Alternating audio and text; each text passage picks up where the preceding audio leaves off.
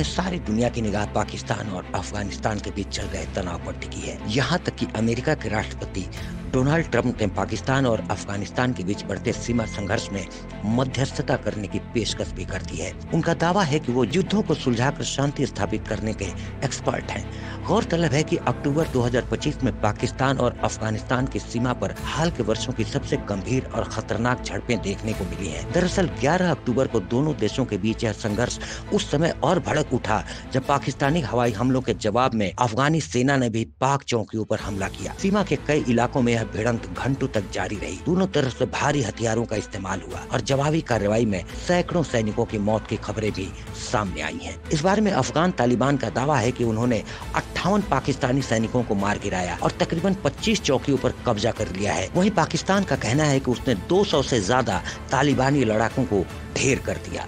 पाकिस्तान और तालिबान के बीच हुए इन हमलों का दायरा छोटा नहीं था। कुनार, हेलमंद, खोस्त, पख्तिया और पक्तिका जैसे इलाकों में कई मोर्चे खुल गए।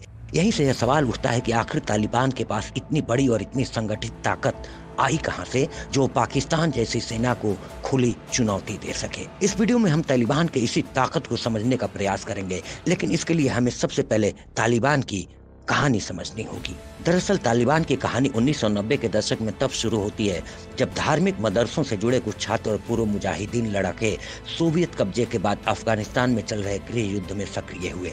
छात्रों का यही छोटा सा समूह धीरे धीरे संगठित होकर एक शक्तिशाली सैन्य संगठन में तब्दील हो गया, जिसे दुनिया तालिबान के नाम से जानती है। 2021 में अमेरिकी सेनाओं की वापसी के बाद तालिबान ने दोबारा अफगानिस्तान की सत्ता पर कब्जा कर लिया। इसके बाद उन्होंने अपनी बिखरी हुई लड़ाकू टुकड़ियों को एक राष्ट्रीय सेना के रूप में संगठित करने की प्रक्रिया शुरू की और फरवरी 2022 में तालिबान ने आधिकारिक रूप से एक नई राष्ट्रीय फौज बनाने की घोषणा की।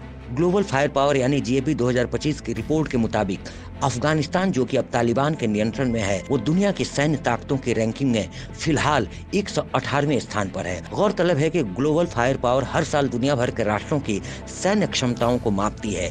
इसमें सैन्य जनशक्ति, भूमि, वायु, नौसैनिक शक्ति, लॉजिस्टिक, संसाधन और वित्तीय स्थिरता जैसे पैरामीटर शामिल है। इसके साथ ही यह रैंकिंग सेना के आकार, हथियारों, बजट और तकनीकी क्षमता के आधार पर तय की जाती है। इसी आधार पर ग्लोबल फायर पावर ने अपनी 2025 की रिपोर्ट में तालिबान को 118वें पोजीशन पर रखा है। अब एक नजर डालते हैं तालिबान सेना की ताकत और संसाधनों पर। तालिबान के कुल सक्रिय सैनिक 1,10,000 से 1,50,000 तक। ये वो नियमित लड़ाके हैं जो रोजाना प्रशिक्षण लेते हैं। कुल रिजर्व फोर्स लगभग 1 लाख।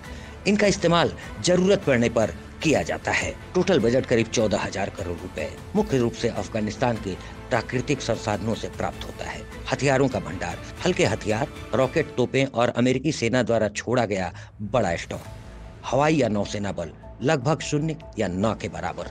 इनकी विशेषता, गुरिल्ला युद्ध और पहाड़ी इलाकों में छिपकर हमला करने की रणनीति में माहिर माने जाते हैं। अब एक नजर पाकिस्तान की सेना पर। पाकिस्तान की सेना के पास लगभग 6 से 7 लाख सक्रिय सैनिक है, यानी संख्या में तालिबान से कहीं बड़ी।